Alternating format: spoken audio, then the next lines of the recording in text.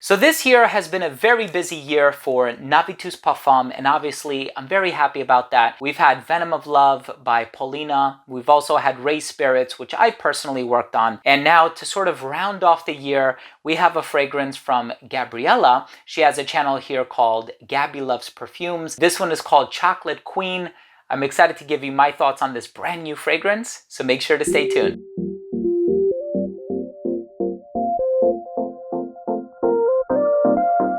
Now, before I begin today's episode and I give you my thoughts on Chocolate Queen, which is the brand new release by Navitus Parfums, I want to start things off by saying that if you're a fan of fragrance-related content, please do consider supporting the channel by subscribing to it. Hit the bell icon so you could be notified whenever I do upload future videos to the channel. And of course, give this video a thumbs up if you enjoyed it, or if you took something of value from today's episode. Would really mean a lot to me. Now, of course, I do have a relationship with Navitus Parfums. I have equity in the brand. I am the founding creative director, and I've worked on over a dozen fragrances for the brand. I personally had nothing to do with this fragrance. I did not creatively direct it in any way, shape, or form. The sole creative director is Gabriella from Gabby Loves Perfumes, and as you can tell from the name, this is a chocolate-based fragrance. The perfumer for this is Bertrand Duchaufour, and here I have the card that is included inside every Navitus Parfum fragrance that you might purchase, and it gives a detailed note breakdown, credit to the perfumer, credit to the creative director,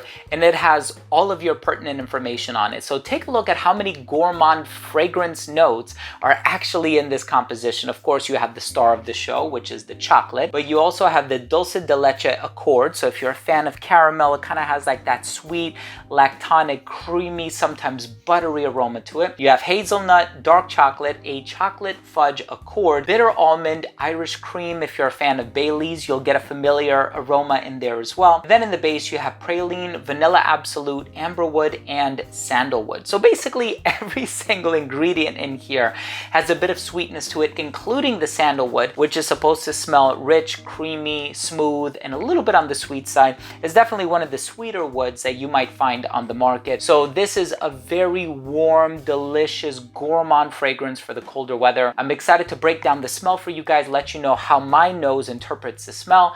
Let's go ahead and start things off with the presentation.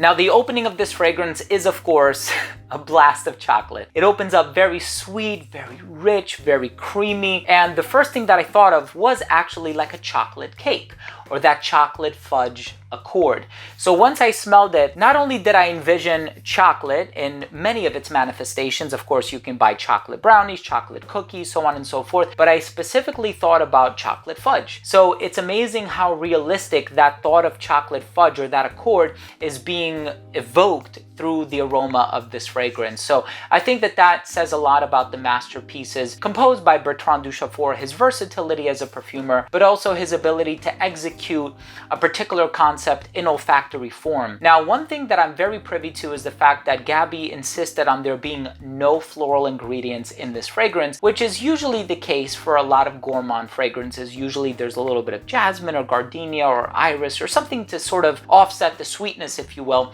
There's nothing floral or flowery about this fragrance. It's sweet, sweet, and then sweet again, right?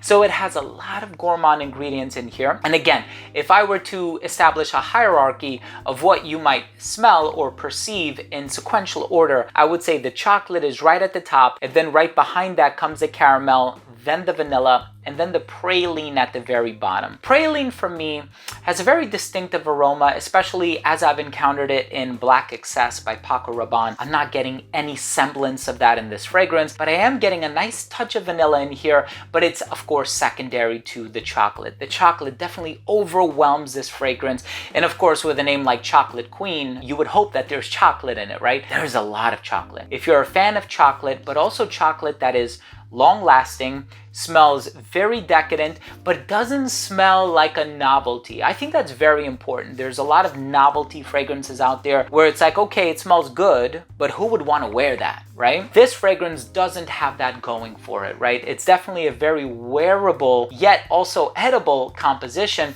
And with a name like Chocolate Queen, I think one would be left to assume or hypothesize that it's going to be feminine. It's not that feminine. It's actually perfectly unisex. We've seen chocolate being used as a note in fragrances like Bad Boy by Carolina Herrera. So if you're familiar with that kind of a vibe or ambiance, check this one out, right? It's actually a sweeter expression of some chocolate-based fragrances, even some that have leaned on the masculine side of things. Cocorico by Jean Paul Gaultier being another one that never quite got so popular. So despite the fact that Queen is in the name of this fragrance, it's actually perfectly unisex, right? Anybody can wear it. And I'm personally a big fan of this fragrance as it pertains to the colder months. So in the cold, I do like some of the sweeter fragrances or sweeter offerings from Navitus Parfums. I love Venom of Love, XO Brandy. Arcanum has a little bit of this vanilla coconut thing happening in there as well. And of course, Absolutio is like one of my babies. It's one that I initially worked on with the first 7 offerings from the brand that came out in October, November of 2019. So that one I truly love, but I really do enjoy so many of the gourmand offerings from Navitus Parfums, and Chocolate Queen is no exception. Please take advantage of the multiple offers and promotions that happen on the website quite frequently. I'm going to leave the link down below.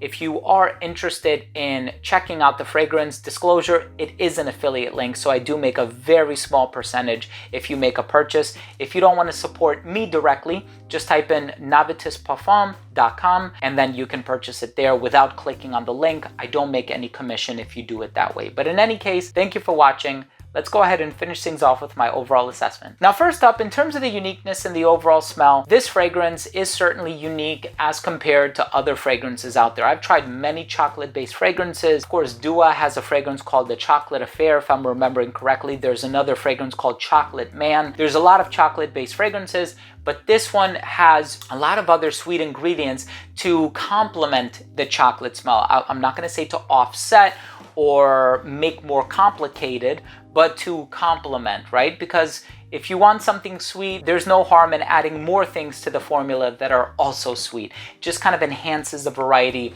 and creates a more distinct picture, if you will. Longevity on this one, 9 hours, 9 to 10 hours, great longevity on my skin. It is extrait de parfum concentration. Projection was amazing for the first hour and a half of application. It actually did radiate a little bit beyond an arm's length, but not too loud. Right around hour 6, it became an elbow's length scent. Right around hour 9 or 10, it became a skin scent. Versatility on this one, great for the colder weather or perhaps a cool spring evening. Perfectly unisex, great for somebody who's a little bit on the more youthful side of things. Unless you have an affinity for the smell of chocolate, then no matter how old you are, please do enjoy this one. And I do think that this one is great for formal occasions, but you can wear this casually as well. I think it has enough of that complexity in the aroma on account of the amberwood and the sandalwood, the praline, the vanilla, the hazelnut, all of these other ingredients, that it's not just a pure novelty chocolate-based scent. So you can wear this one formally as well. Presentation, you know, gold hardware, beautiful heavy bottle, great distribution on the pressurized atomizer, the red accents on the box. I think it looks beautiful. My final verdict on this fragrance is if you're looking for a quote-unquote holy grail chocolate fragrance, but you don't want it to just be a pure chocolate fragrance that is on the linear side of things, check this fragrance out. It has that non-linearity, it has the complexity, it has a diverse sweet aroma, and it's not a novelty scent. I'm personally really enjoying this one, and Gabby, I think you did an amazing job on this one if you happen to be watching this video. Thank you so much for joining me today. I hope you enjoyed this review. If you did, please do consider supporting the channel by subscribing to it. Hit the bell so you could be notified whenever I do upload future videos to the channel, and of course give this video a thumbs up if you enjoyed it. Thanks for watching. Love you guys. See you next time. Bye.